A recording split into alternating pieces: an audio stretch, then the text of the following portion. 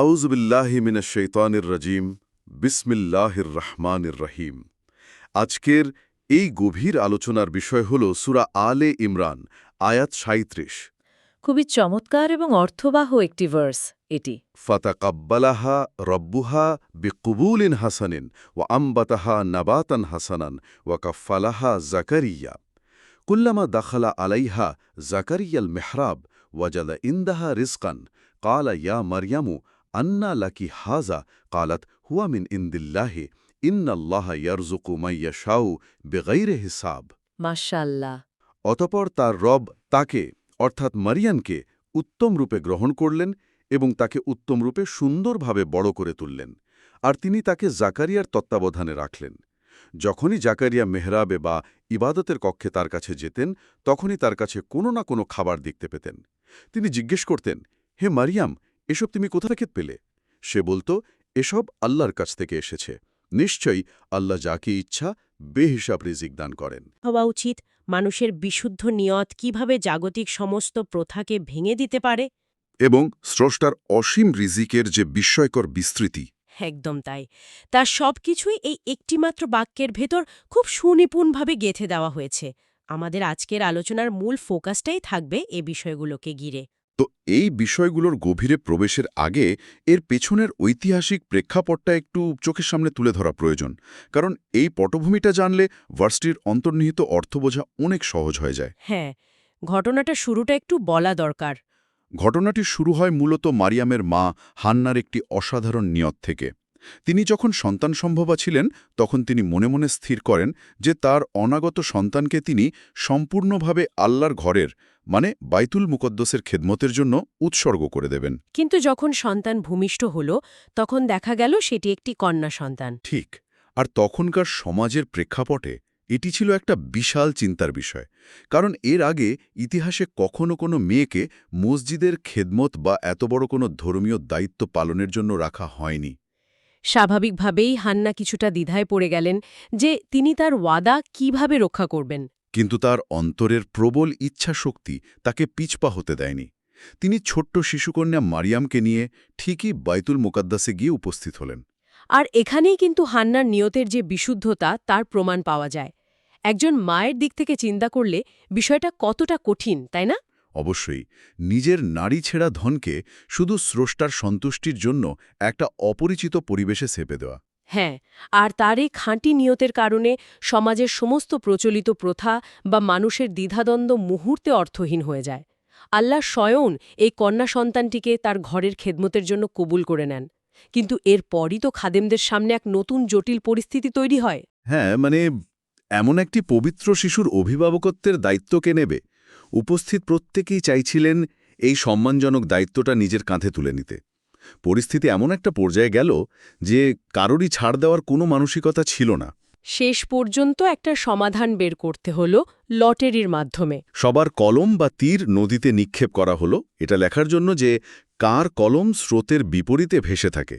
আর সেই অভাবনীয় লটারির মাধ্যমে নবী জাকারিয়া আলাইসাল্লাম এই পবিত্র শিশুর দায়িত্ব পেলেন। সম্পর্কের দিক থেকে তিনি ছিলেন ছোট্ট মারিয়ামের খালু। এরপর তিনি অত্যন্ত যত্নের সাথে মারিয়ামের ইবাদাত এবং বেড়ে ওঠার জন্য একটি সম্পূর্ণ আলাদা এবং নিরিবিলি কক্ষ তৈরি করে দিলেন, যেটাকে বলা হয় মেহরাব। শিশু মারিয়াম সেই মেহরাবে সারাদিন আল্লাহর ইবাদতে মগ্ন থাকতেন। কিন্তু এরপর থেকেই সেখানে অলৌকিক সব ঘটনা ঘটতে শুরু করল। জাকারিয়া আলাইহিসসালাম যখনই মারিয়ামের খোঁজ নিতে মেহরাবে প্রবেশ করতেন, তিনি অবাক হয়ে দেখতেন যে সেখানে আগে থেকেই তাজা এবং সুস্বাদু ফলমূল রাখা আছে। এখানে সবচেয়ে বড় বিস্ময়ের জায়গাটি ছিল ফলের ধরন। পরিবেশ বা ঋতুর কোনো নিয়মই সেখানে খাটছিল না। প্রচণ্ড গ্রীষ্মকালে তিনি দেখতেন সেখানে শীতকালের ফল রাখা আছে, আবার হাড় কাঁপানো শীতকালে গ্রীষ্মকালের রসালো ফল। একজন নবী হিসাবে তিনি বুঝতে পারছিলেন যে এখানে অসাধারণ কিছু ঘটছে। আর এই দৃশ্য দেখে তিনি স্বাভাবিকভাবেই প্রচণ্ড কৌতূহল নিয়ে ছোট্ট মারিয়ামকে জিজ্ঞেস করতেন, হে মরিয়াম, এই অসময়ের ফলমূল তোমার কাছে কোথা থেকে এলো? আর তখন ছোট্ট মারিয়াম অত্যন্ত শান্ত এবং আত্মবিশ্বাসী কণ্ঠে যে গভীর জবাবটি দিয়েছিলেন, সেটাই আজকের এই ভার্সটির মূল উপজীব্য। এর আগে একটি ছোট্ট কথা মনে করিয়ে দিই, যদি আমাদের এই রকম ভিডিও পেতে চান ধারাবাহিকভাবে, তাহলে অবশ্যই আমাদের চ্যানেলটি সাবস্ক্রাইব করতে ভুলবেন না। আমাদের চ্যানেলের নাম আয়াত মাইন্ড। তো মারিয়ামের সেই জবাব এবং পুরো ঘটনাটির যে চুলচেরা বিশ্লেষণ এই ভার্সটিতে দেওয়া হয়েছে, সেখানে ব্যবহৃত প্রতিটি শব্দই এক একটি জীবন দর্শন। আমরা যদি শব্দ ধরে ধরে এর গভীরে যাই, তাহলে প্রথমেই যে অংশটি আমাদের দৃষ্টি আকর্ষণ করে তা হল বিকুবুলিন হাসান বা উত্তম রূপে কবুল করলেন। আল্লাহ শুধু মারিয়ামকে গ্রহণই করেননি, বরং তাকে পৃথিবীর সর্বশ্রেষ্ঠ নারীর মর্যাদা দিয়েছেন। একদম। এটি আমাদের জন্য একটি অত্যন্ত শক্তিশালী বার্তা যে স্রষ্টা মানুষের লিঙ্গ, সামাজিক অবস্থান বা বাহ্যিক অবস্থান বিচার করেন না, তিনি সরাসরি মানুষের অন্তরের নিয়ত বা পবিত্রতা দেখেন। হ্যাঁ, তৎকালীন সমাজে মেয়েদের নিয়ে যে ধরনের সীমাবদ্ধতা ছিল, খাঁটি নিয়তের শক্তির কাছে তা পুরোপুরি ধূলিসাৎ হয়ে যায়। এরপরের শব্দবন্ধটি কিন্তু আরও বেশি চমৎকার। নাবাতান হাসানা বা উত্তম রূপে বড় করে তুললেন। এখানে নাবাত শব্দের অর্থ হল চারাগাছ। মানুষকে বড় করার ক্ষেত্রে একটি চারাগাছের উপমা দেওয়াটা অত্যন্ত তাৎপর্যপূর্ণ। একটি চারাগাছকে তো শুধু মাটিতে পুঁতে রাখলেই হয় না, সেটিকে সঠিক আলো, বাতাস, পানি এবং আগাছা থেকে সুরক্ষা দিয়ে তিলে তিলে বড় করতে হয়। ঠিক তেমনি মারিয়ামকেও শুধুমাত্র শারীরিক পুষ্টি দিয়ে বড় করা হয়নি, বরং আত্মিক পবিত্রতা, সঠিক শিক্ষা এবং নৈতিকতার এক অপূর্ব সমন্বয়ে গড়ে তোলা হয়েছে। শারীরিক সুস্থতার পাশাপাশি আত্মিক বিকাশ যে কতটা জরুরি, এই উপমাটি যেন তারই নিখুঁত চিত্রায়ন। আর এই আত্মিক বিকাশের জন্য সবচেয়ে বেশি যেটি প্রয়োজন তা হল সঠিক পরিবেশ এবং একজন উপযুক্ত অভিভাবক। ভার্সের পরবর্তী অংশ কাফফালাহা জাকারিয়া বা জাকারিয়ার তত্ত্বাবধানে রাখলেন আমাদের সেই শিক্ষায় দেয়।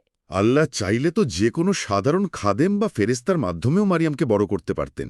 ঠিক বলেছেন, কিন্তু তিনি একজন নবীকে, অর্থাৎ তৎকালীন সময়ের সবচেয়ে জ্ঞানী এবং পুণ্যবান মানুষকে মারিয়ামের শিক্ষক বা মেন্টর হিসাবে নির্ধারণ করলেন। এটি প্রমাণ করে যে একজন মানুষের চরিত্র গঠনে, বিশেষ করে শৈশবে, তার চারপাশের পরিবেশ এবং সৎসঙ্গ কতটা গুরুত্বপূর্ণ। ভালো পরিবেশ ছাড়া ভালো মানুষ হওয়া কঠিন। আধুনিক প্যারেন্টিংয়ের সবচেয়ে বড় সূত্রটি কিন্তু এখানেই লুকিয়ে আছে। এর পরের দৃশ্যপটটি যদি আমরা কল্পনা করি, জাকারিয়া আলাইহিসসালাম যখন অবাক হয়ে জিজ্ঞেস করছেন এই ফলের উৎস সম্পর্কে, তখন মারিয়ামের উত্তর ছিল হুয়া মিন ইন্দিল্লাহ, অর্থাৎ এসব আল্লাহর কাছ থেকে এসেছে। হ্যাঁ, এই ছোট্ট একটি বাক্যের ভেতর মারিয়ামের যে নিখুঁত তাওয়াক্কুল বা স্রষ্টার প্রতি নিরঙ্কুশ নির্ভরতা প্রকাশ পেয়েছে তা অভাবনীয়। তিনি একবারও অহংকার করে বলেননি যে আমি এত ইবাদত করি, তাই এগুলো আমার যোগ্যতার পুরস্কার। তিনি নিজের কোনো কৃতিত্ব না দিয়ে সরাসরি আল্লাহর ওপর ভরসা করেছেন। আর ঠিক এই ভরসার জায়গাটিকেই আরও সুদৃঢ় করে ভার্সটির একেবারে শেষ অংশ, বিগাইরি হিসাব, বা আল্লাহ যাকে ইচ্ছা বেহিসাব রিজিক দান করেন। আমরা মানুষরা তো সবসময় জাগতিক কার্যকারণ বা প্রকৃতির সিজনাল নিয়মের মাঝে আটকে থাকি। আমাদের মনে হয় অমুক ডিগ্রি বা চাকরি না থাকে রিজিক তো আসতেই পারে না। কিন্তু আল্লাহর ভাণ্ডার তো এই পৃথিবীর কোনো ধরাবাধা নিয়মের তোয়াক্কা করে না। গ্রীষ্মে শীতের ফল আসাটা জাগতিক নিয়মে অসম্ভব মনে হলেও স্রষ্টার ইচ্ছার কাছে তা সাধারণ বিষয়। এই যে তাত্ত্বিক এবং ঐতিহাসিক আলোচনাটি আমরা করলাম, একে যদি আমরা দৈনন্দিন জীবনের সাথে মিলিয়ে দেখি, তাহলে অন্তত 5টি খুব বাস্তব উদাহরণ আমাদের সামনে উঠে আসে। যেমন ধরুন, প্রথমটি হল সন্তানের পড়াশোনা বা বেড়ে ওঠার বিষয়টি। আমরা অনেকেই মনে করি সন্তানকে দামি স্কুলে ভর্তি করিয়ে দেওয়াই আমাদের একমাত্র দায়িত্ব। কিন্তু জাকারিয়ার এই অভিভাবকত্ব আমাদের দেখিয়ে দেয় যে সন্তানের জন্য শুধু ভালো স্কুল নয়, একজন নেককার মেন্টর বা সঠিক পরিবেশ নির্বাচন করাটা কতটা জরুরি। একদম তাই। আর দ্বিতীয় পয়েন্টটি হল আমাদের কর্মজীবন বা পেশাগত সফলতার ক্ষেত্রে। আমরা যখন চাকরিতে হঠাৎ খুব ভালো প্রমোশন পাই অথবা ব্যবসায় বড় কোনো লাভ চলে আসে, তখন আমাদের অবচেতন অহংকার জেগে ওঠে। হ্যাঁ, মনে হয় নিজের মেধার কারণেই সব হয়েছে। কিন্তু মারিয়ামের সেই হাজা মিন ইন্দিল্লাহ আমাদের শেখায় যে অপ্রত্যাশিত নিয়ামতে নিজের যোগ্যতার বড়াই না করে বিনয়ী হতে হবে। তৃতীয় উদাহরণটা হতে পারে আমাদের সমাজে কন্যা সন্তানদের প্রতি দৃষ্টিভঙ্গির জায়গাটা। এখনও অনেক জায়গায় কন্যা সন্তান জন্মালে পরিবারে অবহেলার ছায়া নেমে আসে। খুবই দুঃখজনক একটা বিষয়। কিন্তু মারিয়ামের ঘটনাটি স্পষ্টভাবে জানিয়ে দেয় যে কন্যা সন্তান কখনোই অবহেলার পাত্র নয়। তাকে যদি দিনী পরিবেশে উত্তম রূপে বড় করে তোলা যায়, তবে সে সমাজের সর্বশ্রেষ্ঠ মানুষে পরিণত হতে পারে। 4 নম্বর উদাহরণটা হল জীবনের কঠিন সময়গুলোতে এই ভার্সের প্রভাব। ধরুন কারো চাকরি চলে গেল বা ব্যবসায় এমন লস হলো যেখান থেকে ঘুরে দাঁড়ানোর পথ নেই, আমরা খুব দ্রুত হতাশ হয়ে পড়ি। কিন্তু যে মহান সত্তা চার দেয়ালে বন্দী একটি মেহরাবে সমস্ত নিয়ম ভেঙে অসময়ের তাজা ফল খাওয়াতে পারেন, তিনি কি বিপদের দিনে রিজিকের নতুন পথ খুলে দিতে পারবেন না? এই বিশ্বাসটুকু থাকলে সংকটগুলোকে ছোট মনে হয়। আর পঞ্চম পয়েন্টটি হল আমাদের দৈনন্দিন ইবাদতের জন্য একটি নির্দিষ্ট স্থানের গুরুত্ব। হ্যাঁ, সারাদিনের কর্মব্যস্ততার যুগে আমরা নিজেদের সাথেই সংযোগ হারিয়ে ফেলছি।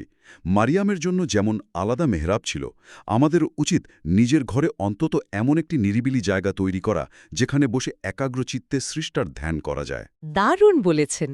এই যে মানসিক প্রশান্তি বা হতাশা থেকে মুক্তির কথাগুলো আমরা বলছি, এগুলোকে যদি আমরা আধুনিক বিজ্ঞান বা মনস্তাত্ত্বিক দৃষ্টিকোণ থেকে বিশ্লেষণ করি, তবে এর শক্ত বৈজ্ঞানিক ভিত্তি পাওয়া যায়। মনোবিজ্ঞানের দিক থেকে ব্যাপারটা আসলে কেমন? সাইকোলজিতে মেন্টরশিপের প্রভাব নিয়ে প্রচুর গবেষণা হয়েছে। গবেষণায় দেখা যায় মানুষের চরিত্র এবং নৈতিকতার গঠনে জেনেটিক্সের চেয়ে তার চারপাশের পরিবেশ এবং গাইডেন্স অনেক বড় নিয়ামক। মারিয়ামের জীবনে জাকারিয়া আলাইহিস সালামের উপস্থিতি সেই ফ্যাক্টটিকেই প্রমাণ করে।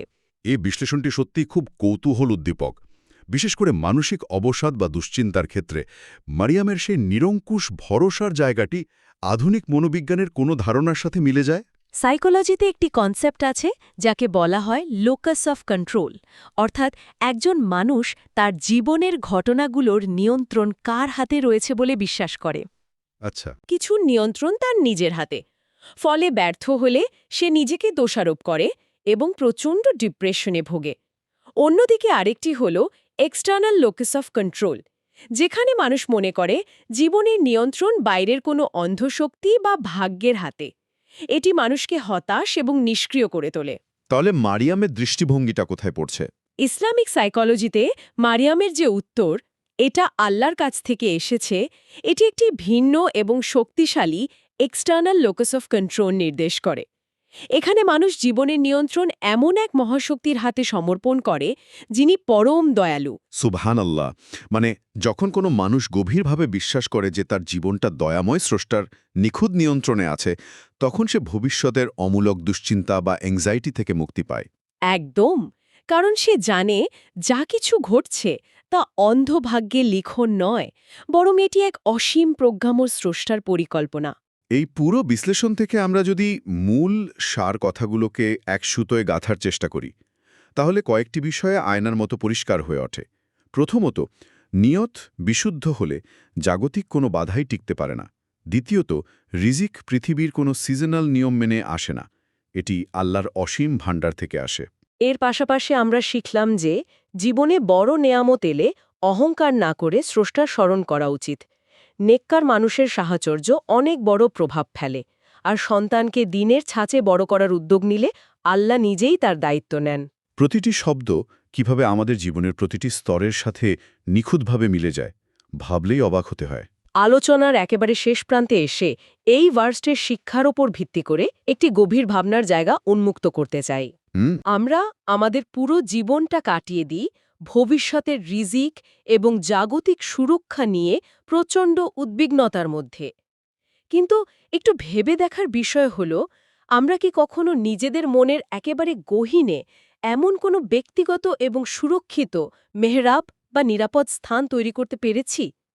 এমন একটি জায়গা যেখানে জাগতিক সমস্ত হিসেব নিকেশ এবং কোলাহল পুরোপুরি থেমে যায়, আর আমরা সম্পূর্ণ নিঃস্বার্থভাবে শুধুমাত্র আমাদের স্রষ্টার উপর নির্ভর করতে পারি। অত্যন্ত স্নিগ্ধ এবং ভাবনার জগৎকে নাড়িয়ে দেওয়ার মতো একটি প্রশ্ন এটি। মনের গহীনে এমন একটি প্রশান্তির মেহরাব খুঁজে পাওয়া হয়তো বর্তমান এই কোলাহলপূর্ণ সময়ে সবচেয়ে বেশি প্রয়োজন। চারপাশের এই ক্রমাগত ছুটে চলা এবং হিসেব নিকেশের বাইরে গিয়ে সম্পূর্ণ নির্ভর করার মতো সেই নিরাপদ আশ্রয়ের খোঁজ চলুক প্রতিটি অন্তরে। সবার জন্য এই প্রশ্নটি উন্মুক্ত রেখেই আজকের এই বিস্তৃত বিশ্লেষণ থেকে পাওয়া চিন্তার খোরাকটুকু সম্বল করে আমাদের এই গভীর আলোচনার আজ এখানেই সমাপ্তি ঘটছে। আগামীতে হয়তো এমন আরও অসংখ্য বিস্ময়কর দিগন্ত উন্মোচিত হবে। সেই পর্যন্ত এই প্রশান্তির খোঁজ অব্যাহত থাকুক।